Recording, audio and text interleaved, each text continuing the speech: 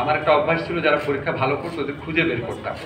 আমার মনে হয় না পৃথিবীতে অন্য কোনো কিছু মানুষকে এতটা নিষ্ঠুর, মরিয়া, বেপরা হতে পারে যেটা জঙ্গিবাদ পারে, যে কোনো ধর্মের জঙ্গিবাদ। ধন্যবাদ। জগন্নাথ আমার ছাত্র ছিল। ইনফ্যাক্ট আমার প্রথম যে ব্যাচ ছিল আইন বিভাগে, সেই ব্যাচের ছাত্র ছিল।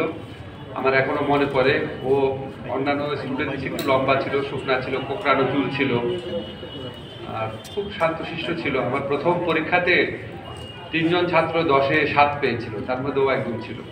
আমার একটা অভ্যাস ছিল, যারা পরীক্ষা ভালো করতো ওদের খুঁজে বের করতাম। তো খুব শান্ত ছিল, কম কথা বলতো, বেশি আড্ডা মারতো না, খুব স্টুডিয়াস ছিল।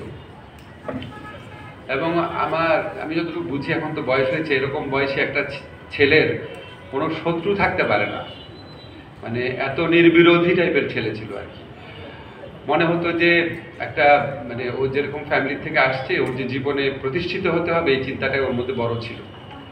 তো আমরা আজকে আওয়ালের মুখে যেইভাবে শুনলাম, এগুলি আগেও শুনেছি, প্রত্যেকবার যখন শুনি মানে আমার চোখে ভাসে। আপনি কল্পনা ভিজুয়ালাইজ করে দেখেন যে মানুষের শরীরের অংশ বড়ই গাছের মধ্যে আটকে ছিল। জঙ্গিবাদ কত ভয়াবহ! এই ঘটনাটা আমার কাছে মনে হয় আমাদের 2টা লার্নিং আছে এখান থেকে।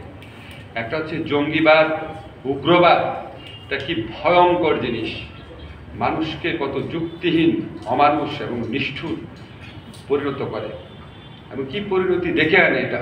আজকে সোহেলের ছেলে যখন কথা বলছিল, আমার মনে হয় না তার বাবার কোনো স্মৃতি তার কাছে আছে। জগন্নাথের ছেলের কোনো স্মৃতি তার বাবার সম্পর্কে আছে মনে হয় না।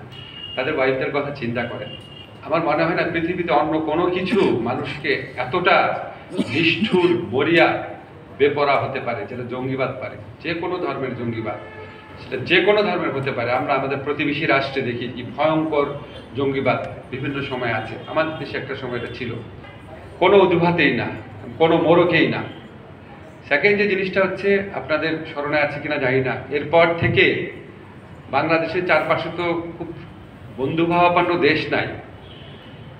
তাদের সবসময় চেষ্টা থাকে বাংলাদেশকে হেয় করা, একটা ঘটনাকে অনেক ফুলিয়ে ফাঁপিয়ে দেখা, এটাকে নিয়ে ষড়যন্ত্র করা। আমরা যে গত 15 বছরের ফ্যাসিস্ট শাসন পেয়েছি, এই যে আমাদের জুলাই গণঅভ্যুত্থানে এত ছেলেকে, এত মেয়েকে প্রাণ দিতে হলো, এত মানুষকে আহত হতো, এটার সাথে কিন্তু 2006 সনের এই ঘটনাগুলো, 5 সনের এই ঘটনাগুলোর সম্পর্ক আছে। সেখান থেকেই বাংলাদেশকে এক ধরনের মৌলবাদী, মানে যতটা ঘটেছে তার চেয়ে অনেক বেশি বাড়িয়ে ইনফ্লেট করে একটা তকমা দেওয়ার চেষ্টা করা হয়েছে। প্রতিবেশী রাষ্ট্র সেখানে তার নিয়ন্ত্রিত একটা সরকার ব্যবস্থা প্রতিষ্ঠাতে আন্তর্জাতিক মহলকে কনভিন্স করতে পেরেছে, আগ্রাসী হতে পেরেছে আমাদের অভ্যন্তরীণ ব্যাপারে নাক গলানোতে।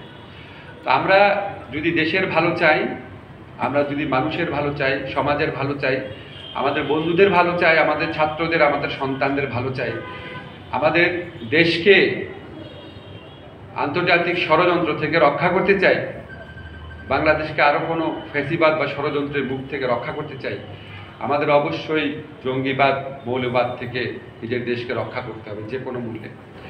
এবং খেয়াল রাখতে হবে, এর সুযোগ নিয়ে আমাদের দেশের সম্ভাবনাকে, আমাদের অগ্রযাত্রাকে যেন কেউ ব্যাহত করতে না পারে, দেশি বিদেশি কোনো শক্তি যেন না পারে।